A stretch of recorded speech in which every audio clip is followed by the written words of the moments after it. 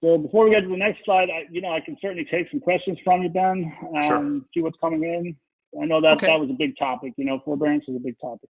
Okay, well, let's see if I don't have any questions on forbearance, but we have some ones we can kind of jump in here. I'm just going to take care of this right off the bat, but got a question from somebody, Gary, asking if you do non-recourse. I'm pretty sure you do not. That's correct? No, right. As a residential lender, direct lender to Fannie Freddie, we're not going to be facilitating non-recourse loans such as Yeah. Self-directed IRAs and things of that nature. Right. Okay. So no, Yeah. we're fully residential only. Right. And for people who are looking for self-directed IRA or just non-recourse funding, which you have to use if you're getting a loan with a self-directed IRA, we do have a couple non-recourse lenders listed on our site on the left under non-recourse lending. So you mentioned what conventional loan rates are today, and then Adrian writes, do you see them getting better or worse the next couple months? I mean, do you have any inkling as to what direction things are going? Generally speaking, as a result of COVID, we're in my mind, we're in a recessionary environment clearly, right? With the Fed, lowering the Fed funds rate to zero, almost zero, with treasuries where they are trading. I mean, that's just a true indicator of the recessionary nature of the environment that we find ourselves in. I don't see entire industries bouncing right back. Airline industry for one, the hospitality industry, for another, and that includes, all the hotels, restaurants, anything as it relates to tourism.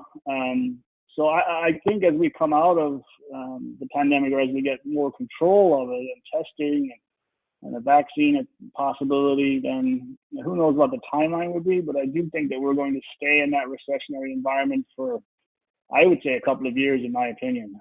So as the unemployment number drops as a result of that, and people are back to work, shelter in place across the country is lifted, and we have a lot more confidence as a country, as a nation, that COVID is a little bit more under control, via whatever the methods are, testing or whatnot. Then I think you will see mortgage rates in general stay at least where they are, if not soften further.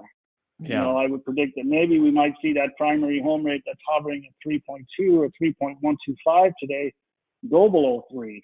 You might see the 15-year go into the low 2s, but at some point there is a floor to the rates, right? There's going to be a floor because every lender is dealing with volume when rates go that low as an industry, because folks will refinance, and there's a cost to processing, there's a cost to executing the loans, there's a cost to paying the folks that work for the businesses, and there's shareholders to think of.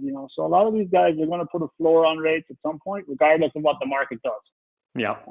But I would think that we're pretty much close to the low, if not at the low. We might see a little more softening as we develop out in the next 6 to 12 months, but that would be my prediction on rates. Okay. And are lenders offering cash out refis today? Or, I mean, I think they are, but has that slowed down, or are they reluctant to do a cash out refi?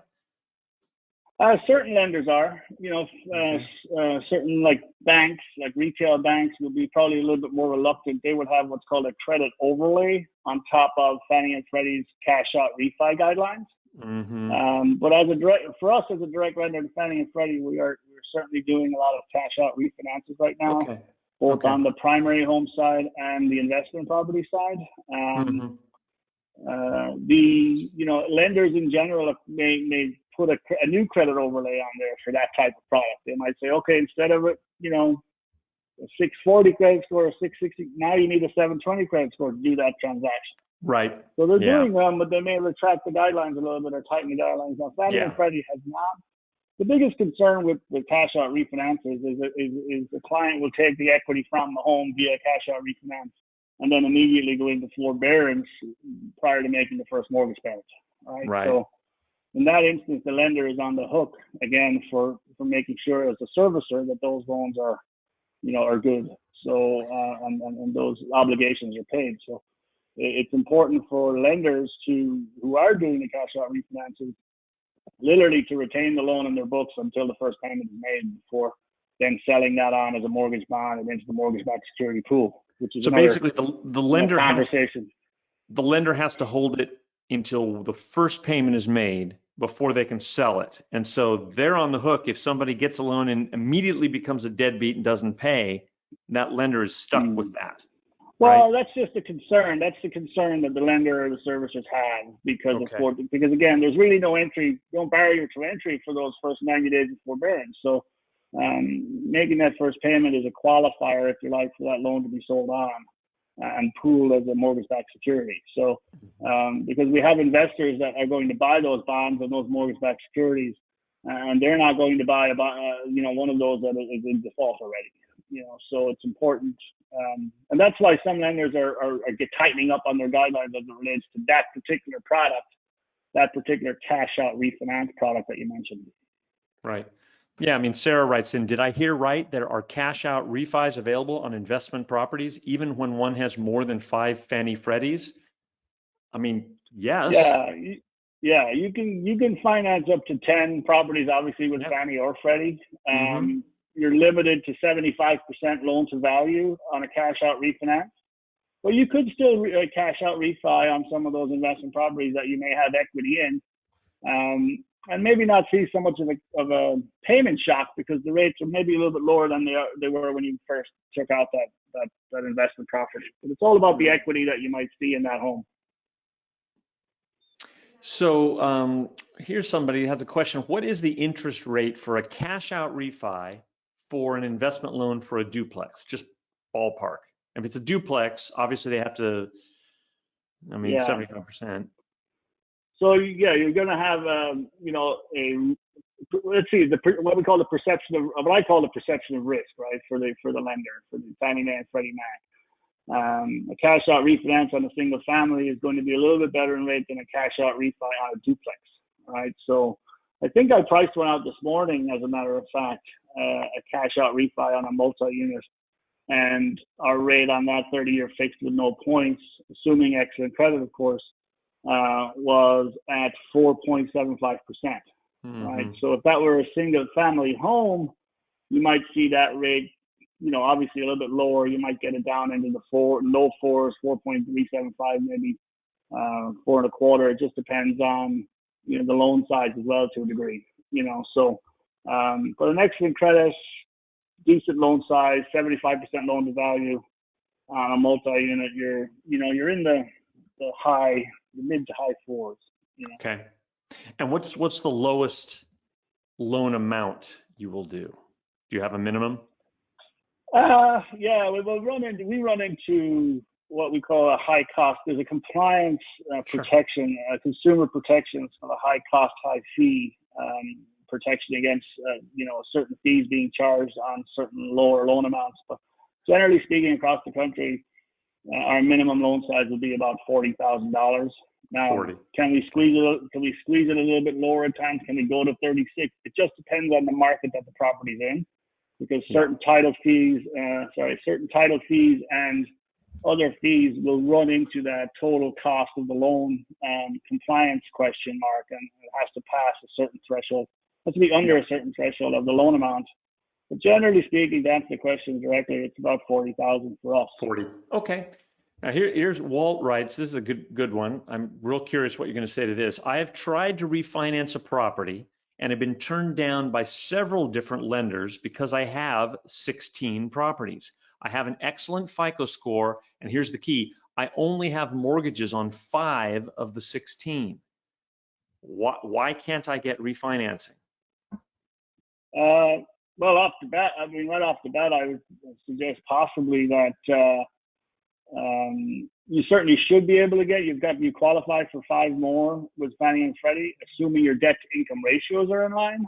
So as long as the obligations on those other properties that are not financed are not pushing your debt to income ratios higher, or maybe are vacant and you don't have the rental income coming in that you once had, without looking at your total profile, I would hate to hazard a guess as to why you're not getting financing.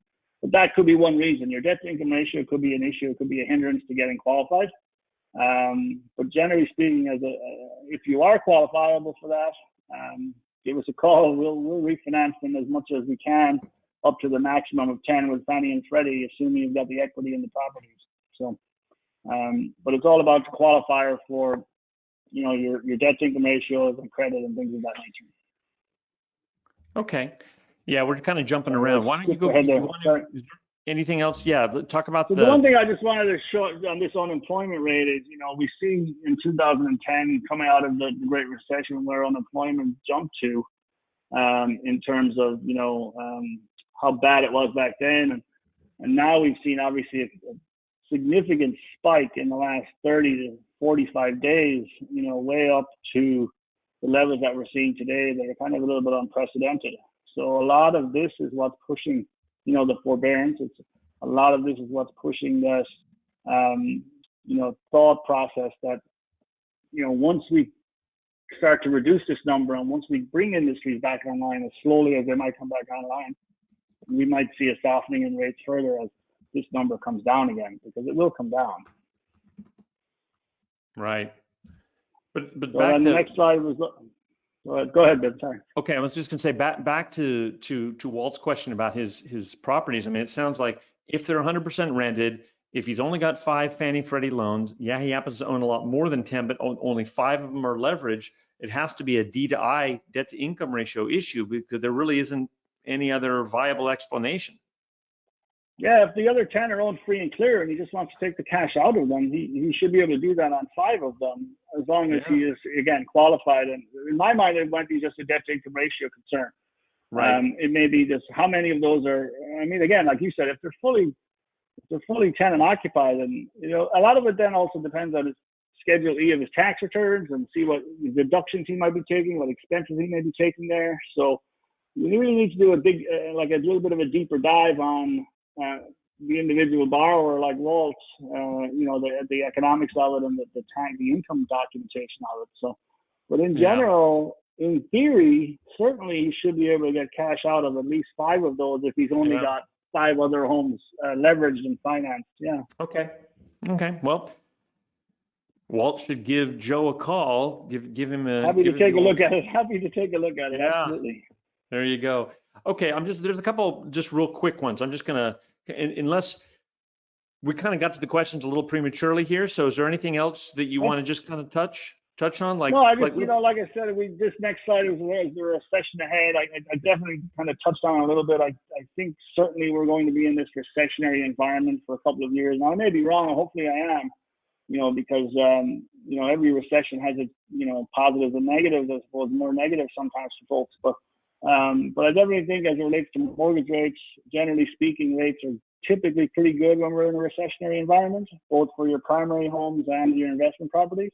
So I think that we may see this be a little bit more prolonged than just, get everybody back to work in 3 months and the country's just going to bounce back.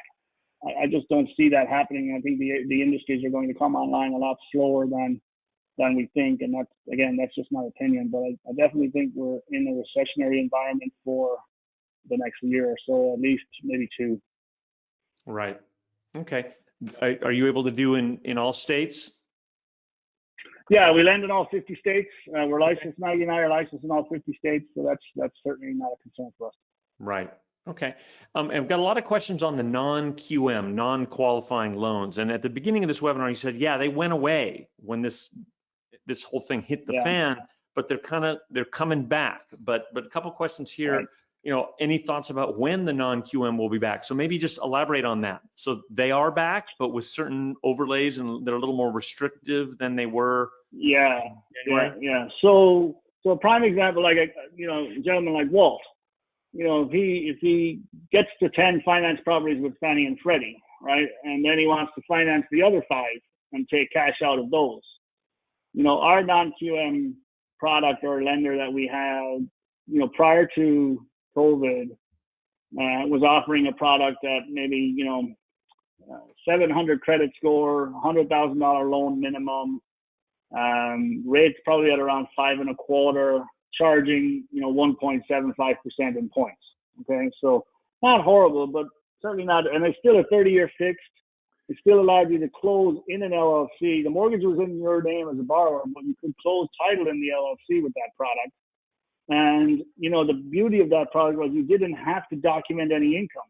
That product is based on the debt service coverage ratio, which is basically as long as the rental income on the property exceeds the debt obligation on the property, the principal, interest, taxes, insurance, and any HOA dues if possible, if included, then you qualify for that financing. So it's a little bit more, I would say, it's a little bit higher in rate, a little bit more costly, I suppose, than your typical Fannie Freddie loan.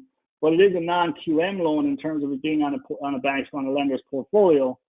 They would finance up to 5 for one individual borrower, but it is a 30-year fixed rate, so you can set it and forget it.